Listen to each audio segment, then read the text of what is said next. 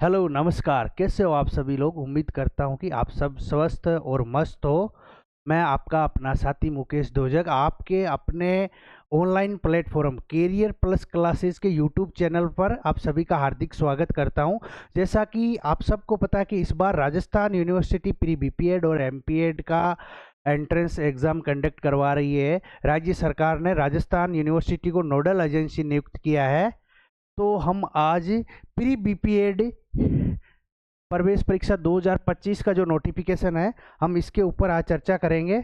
आप सभी लोग जुड़े रहे वीडियो के साथ। और ये पूरे का पूरा ये इंडेक्स है और हम इसके ऊपर चर्चा करेंगे। आप सब लोग जुड़े रहे। ये जो आपका नोटिफिकेशन है 24 अप्रैल को ही आ गया था, ठीक है। 24 अप्रैल का ये नोटिफिकेशन आ गया था। आपके ऑनलाइन आवेदन की जो दिनांक है वो 28 अप्रैल से शुरू हो गई थी और 11 मई तक फॉर्म भरे जाएंगे। 11 मई लास्ट डेट है। आप सभी लोग अपना ऑनलाइन फॉर्म भर दीजिए। 11 मई लास्ट डेट है।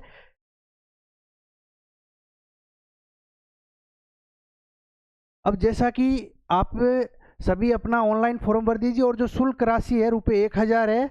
और आप सभी लोग अपना फॉर्म इमितर से भरवा लीजिए, क्योंकि कई बार अपन खुद फॉर्म भरते तो कुछ गलती भी हो जाती है। और आपको भी पता है कि ऑफलाइन फॉर्म एक्सेप्ट नहीं किए जाएंगे विभाग द्वारा। आपको ऑनलाइन फॉर्म ही भरना है राजस्थान यूनिवर्सिटी की वेबसाइट पर जाकर। और इस बार आपको पता है कि राजस्थान विश्वविद्यालय को ही नोडल एजेंसी नियुक्त किया है राज्य सरकार ने।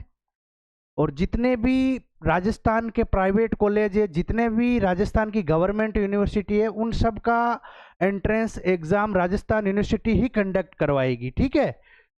अब जो आपने जो आवेदन जो किया है, एक बार आप इस पे जरूर ध्यान देवे कि जो ऑनलाइन आवेदन भरते समय आवेदन पत्र का प्रीव्यू चेक करें।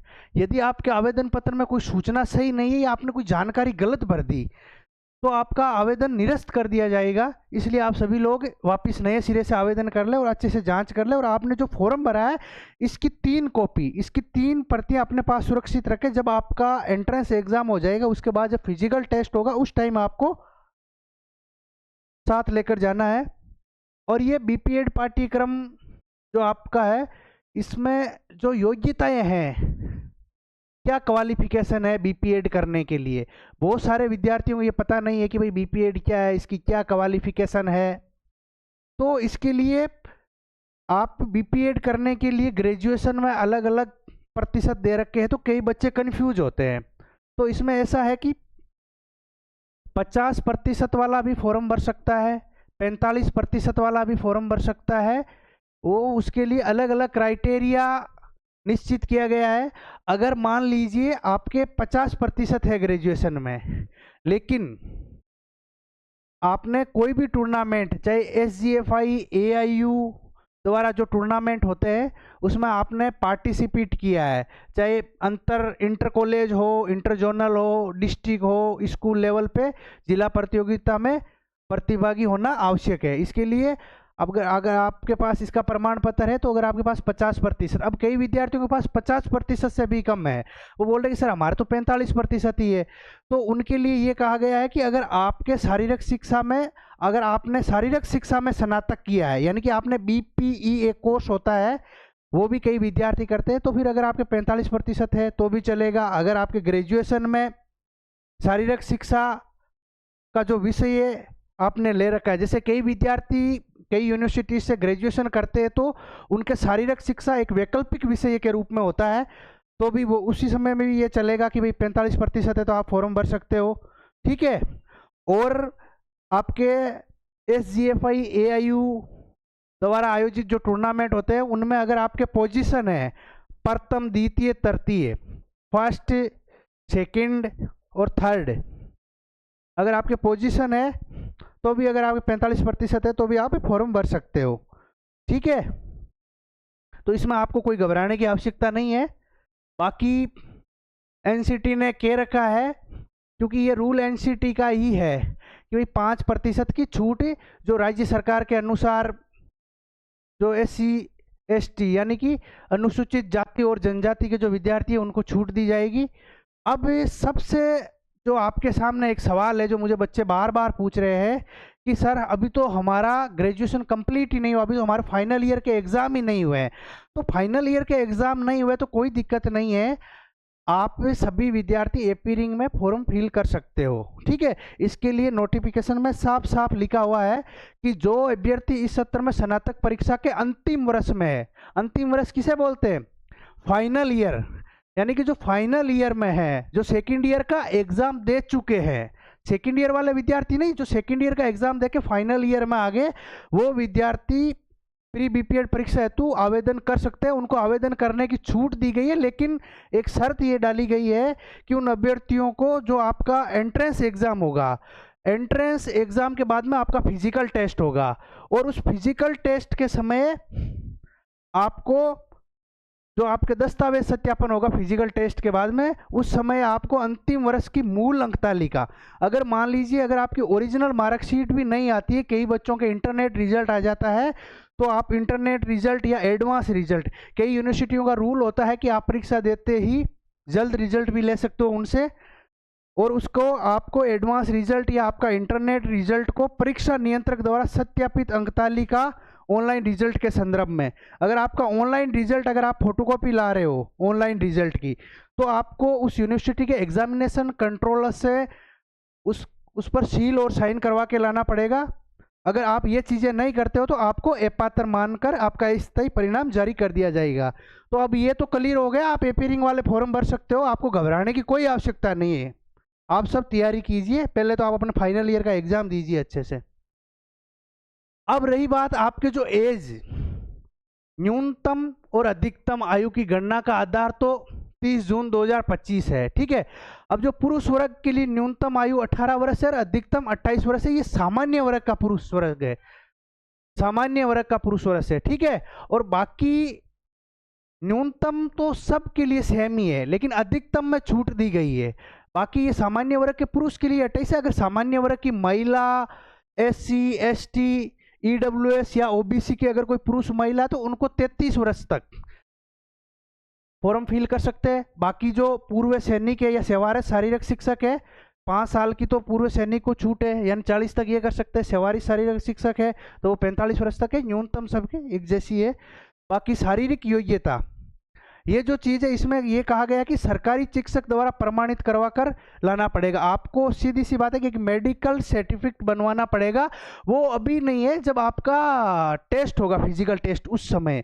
और एक थोड़ा सा इसमें गौर करने की बात है, ये थोड़ा महिलाओं के लिए है कि जो प्रेग्नेंट गर्भावस्था में नहीं होनी चाहिए, जो महिलाएं प्रेग्नेंट होती है गर्भावस्था में होती है, उनको फिजिकल टेस्ट में पात्र नहीं माना जाएगा, उनको उनका आवेदन निरस्त कर दिया जाएगा, स्वतः ही निरस्त कर दिया जाएगा, इस चीज़ का ध्यान रखें।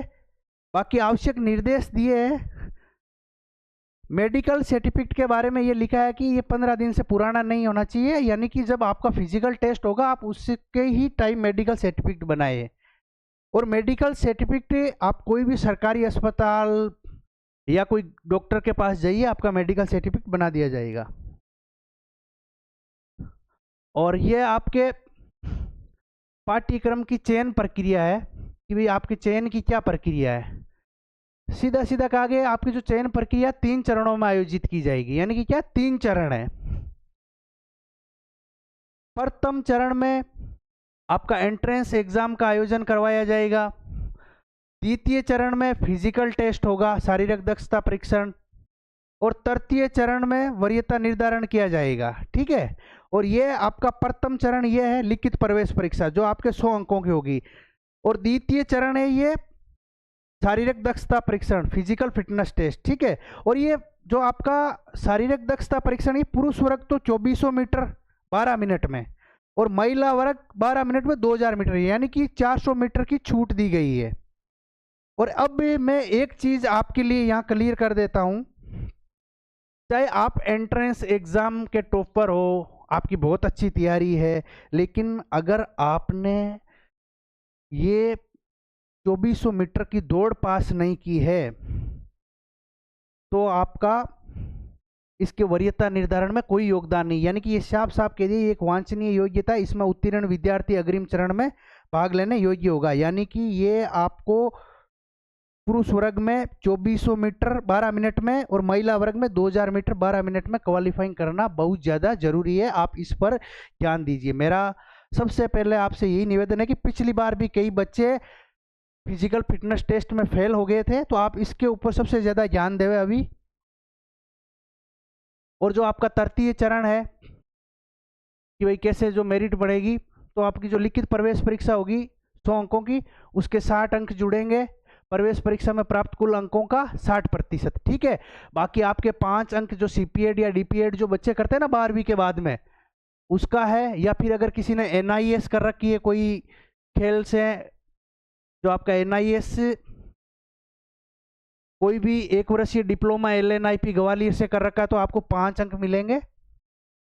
बाकी खेल प्रमाण पत्र के अधिकतम अंक 35 अंक है, ये अधिकतम अंक है। ठीक है, हम इसको भी आपको विस्तार से बता देंगे। बाकी आपका जो प्रश्न पत्र है उसमें 100 अंक होंगे, कुल प्रश्नों की संख्या 100 होगी और 100 ही नंबरों का होगा, यानी कि 100 ही क्वेश्चन आएंगे और 100 ही नंबरों का होगा। लेकिन उसका वेटेज जो रहेगा वो सिर्फ 60% रहेगा। कितना रहेगा? 60%। प्रत्येक प्रश्न 1 अंक का होगा, संपूर्ण प्रश्न पत्र 100 अंकों का होगा और आपके इसमें कोई नेगेटिव मार्किंग नहीं। सबसे बड़ी बात यह है कि इसमें आपके नेगेटिव मार्किंग नहीं है, तो इसका मतलब यह है कि आपको सभी के सभी क्वेश्चन अटेंड करने हैं। ठीक है। और आपका जो मीडियम है, आप दोनों मीडियम में हिंदी और इंग्लिश, जो आपको ऑनलाइन फॉर्म भरते टाइम आप अपनी भाषा चयन कर लीजिए। कई बच्चे इंग्लिश मीडियम के भी होते हैं जो सीबीएसई बोर्ड से होते हैं। और ये आपका पाठ्यक्रम है। पाठ्यक्रम में आपके 9 टॉपिक दिए हैं। हम क्या करेंगे कि इस पाठ्यक्रम पर एक बार विस्तार से अलग से चर्चा करेंगे, क्योंकि हम आपको जो आपके जो पाठ्यक्रम दिया है, सिलेबस दिया है, इस सिलेबस के जो 9 टॉपिक जो दिए, हम इस पर आपको संपूर्ण नोट्स यानी कि स्टडी मटेरियल उपलब्ध करवा देंगे, जो आपको हमारे टेलीग्राम चैनल है उसकी लिंक आपको दे दी जाएगी। आप उसमें जुड़ जाइए और आपको इसके संपूर्ण नोट्स और पिछला जो आपका पेपर हुआ था वो भी उपलब्ध करवा दिया जाएगा। और इस बार आपका जो सिलेबस है उसमें शारीरिक शिक्षा, खेल और योग और करंट अफेयर्स, यही चीज़ें हैं और फालतू की चीज़ें है नहीं। जैसे पिछली बार जीके भी था और भी कई चीज़ें थी सिलेबस में, तो आपका फिक्स है ये सिलेबस।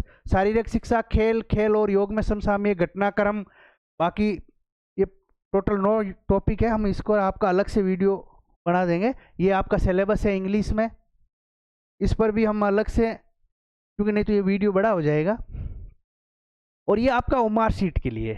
हाँ, कई बच्चे क्या होता है कि जैसे स्कूल से या ग्रेजुएशन करके आएंगे कॉलेज से, तो कई क्या बच्चे ओमार सीट भरने में काफ़ी दिक्कत आती है। तो आपकी ये ओमार सीट के लिए है कि आपकी 4 ऑप्शन होंगे और आपको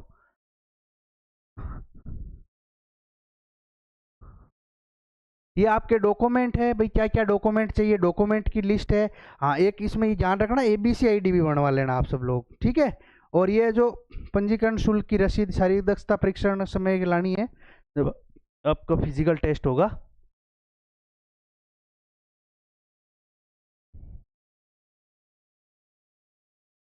ये इसमें सामान्य नियम दे रखे हैं, ये आपके, आप इसको पढ़ लीजिए। टेलीग्राम चैनल पे पूरा आपको नोटिफिकेशन डाला हुआ मिल जाएगा।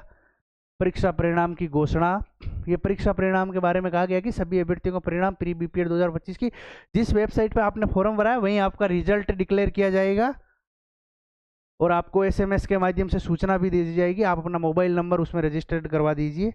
और ये मैंने फिजिकल टेस्ट का बता ही दिया, शारीरिक दक्षता परीक्षण का दिशा निर्देश, ये साफ साफ लिखा है कि सभी अभ्यर्थियों शारीरिक दक्षता परीक्षण के समय खेल पोशाक में दौड़ना अनिवार्य है। यानी कि आप सबको किट में जाना है, यानी कि ट्रैक सूट पहन कर जाना है, जूते पहन कर जाना है। ये नहीं कि आप जींस पैंट पहन के एकदम बन ठन के तैयार होके चले गए, ऐसे नहीं चलेगा। और ये आवेदक के लिए कहा गया है कि भाई आवेदक ध्यान दे, प्रवेशार्थी जिस संस्था में प्रवेश का इच्छुक है उसके लिए काउंसलिंग के समय महाविद्यालय की अधिक से अधिक प्राथमिकता देते हुए विकल्प का उल्लेख करें। ये आपके ये आवेदक है, इसको आप एक बार पढ़ लीजिए, हम आपको विस्तार से बता देंगे। और ये लिखित प्रवेश परीक्षा के बारे में मैं भी आपको बता चुका हूँ, 100 अंक की होगी, लेकिन इसका वेटेज 60% होगा। बाकी सीपीए, डीपीएड या आपने एनआईएस कर रखी है या फिर एलएनआईपी से आपने 1 वर्ष की कोचिंग डिप्लोमा कर रखा तो उसका भी 5 अंकों का वेटेज है।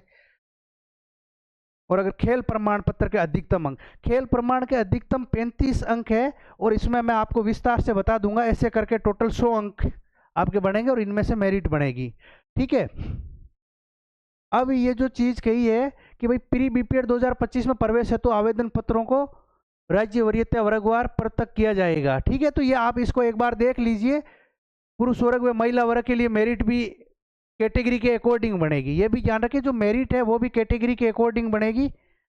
और एक चीज ध्यान रखिए, स्पोर्ट्स सर्टिफिकेट के बारे में जो तो आपका तीसरा पॉइंट है, मैं क्लियर कर देता हूं कि आपका जो खेल प्रमाण पत्र है, जो खेल कूद प्रतियोगिताएं हैं, यानी कि SGFI स्कूली गेम्स फेडरेशन ऑफ इंडिया, यानी कि आपने स्कूल में पढ़ते समय अगर आपने SGFI से कोई टूर्नामेंट खेला है, या फिर अगर आपने AIU association of Indian university, यानी जब आपका एडमिशन होता है कॉलेज में, जब आप इंटर कॉलेज होता है, फिर जोन होता है, फिर ऑल इंडिया इंटर यूनिवर्सिटी होता है, तो वो ही सर्टिफिकेट वैलिड है।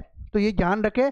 और ये प्रारंभिक शिक्षा विभाग, माध्यमिक शिक्षा विभाग, संस्कृत शिक्षा विभाग, नवोदय यानी NVS, KVS, ये जितने भी स्कूल है, खेलकूद प्रतियोगिता में भाग लेने वाले खिलाड़ी तथा विश्वविद्यालय खेल बोर्ड द्वारा आयोजित खेलकूद प्रतियोगिता में भाग लेने वाले खिलाड़ी या विजेता खिलाड़ियों की उपलब्धि के अनुसार वेटेज दिया जाएगा। यानी कि आपके जो सर्टिफिकेट है अलग अलग लेवल के हैं। और एक चीज आप यहाँ ध्यान देवे, एक चीज यहाँ ध्यान देवे कि ऑनलाइन आवेदन करते समय अभ्यर्थियों को अपने पास उपलब्ध सर्वोच्च अंक वाले किसी एक प्रमाण पत्र के अंक ही दर्ज करने हैं। ये कहा गया कि कई विद्यार्थी क्या होता है, उनके पास बहुत सारे बतेरे सर्टिफिकेट होते हैं। तो आपको करना क्या है कि जो आपका एक जो सर्टिफिकेट है सबसे ऊपर का, सबसे हाई लेवल का, आप वो ही इसमें चूज करें।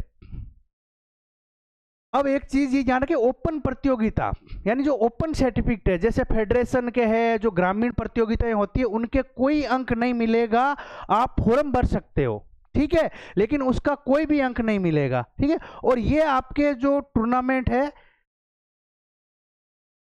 उसके अलग अलग अंक निर्धारित कर रखे हैं सर्टिफिकेट के।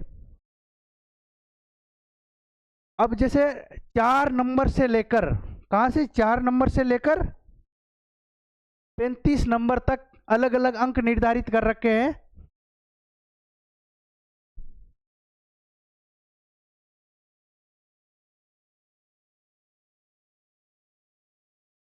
बाकी इसमें सीटों से संबंधित ये नियम एवं दिशा निर्देश दे रखे हैं।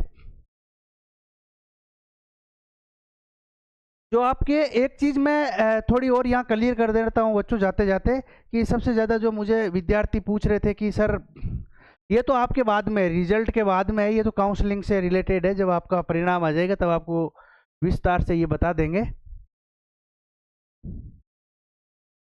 ये नमूना है, ये जो सेवारत शारीरिक शिक्षक प्रमाण पत्र, ये उनके लिए है, ये आप डाउनलोड कर लीजिए हमारे टेलीग्राम चैनल से। मैं आपको एक चीज़ यहाँ पे स्पोर्ट्स से रिलेटेड जो आप मुझे पूछ रहे थे बार बार बच्चे हैं, तो मैं ये चीज़ क्लियर कर देता हूँ।